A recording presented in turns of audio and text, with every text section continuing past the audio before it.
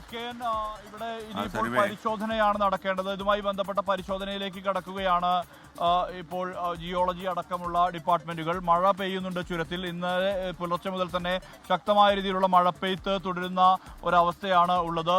നമുക്കറിയാം, ഇപ്പോൾ ദൃശ്യങ്ങൾ കുറെ കൂടി വ്യക്തമാണ് എത്രമാത്രം വ്യാപ്തിയുള്ള മലയിടിച്ചിലാണ് ഉണ്ടായിട്ടുള്ളത് സംബന്ധിച്ച്. മുകളിൽ ഏതാണ്ട് 75 മീറ്ററോളം ഉയരത്തിൽ നിന്ന് ഒരു പാറ തെന്നി താഴേക്ക് വരികയായിരുന്നു. അത് മുകളിൽ നിന്ന് താഴേക്ക് പതിക്കുമ്പോൾ അത് വലിയ രീതിയിൽ പാറക്കൂട്ടങ്ങൾ താഴേക്ക് വരുന്നൊരവസ്ഥയാണ് ഉണ്ടായത്. ഇത് സാധാരണഗതിയിൽ കാണുന്ന ഉരുണ്ട പാറകളല്ല, ഇത് പാളികൾ പോലെയുള്ള സ്ലേറ്റ് പാളികൾ പോലെയുള്ള പാറകളാണ് നമുക്കിപ്പോൾ കാണാൻ കഴിയുന്നത്. അത്തരത്തിൽ സ്ലേറ്റ് പാളികൾ പോലെയുള്ള വലിയ പാറകളുണ്ട്, അതായത് വൻ വലിപ്പമുള്ള പാറകളുണ്ട്. ആ പാറകളെല്ലാം തന്നെ പൊട്ടിച്ച് വേണം നീക്കാൻ. അതുകൊണ്ട് തന്നെ കൂറ്റൻ ഹിറ്റാച്ചി യന്ത്രങ്ങൾ ഉൾപ്പെടെ ഇവിടേക്ക് എത്തിച്ച ശേഷമാണ് മറ്റ് നടപടികളിലേക്ക് കടക്കുക.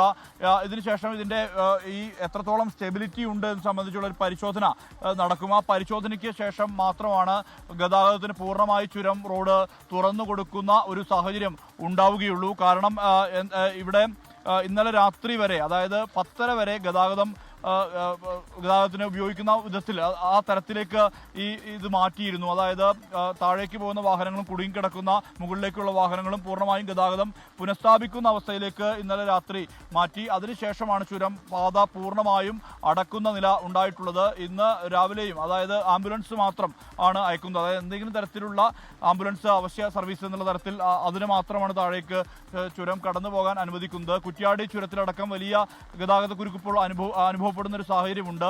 2 പാതകൾ, അതായത് നാടുകാണി ചുരവും അതോടൊപ്പം തന്നെ കുറ്റ്യാടി ചുരവും യാത്രയ്ക്ക് വേണ്ടി ഉപയോഗിക്കണം എന്നുള്ള നിർദ്ദേശമാണ് നൽകിയിട്ടുള്ളത്. ഇവിടെ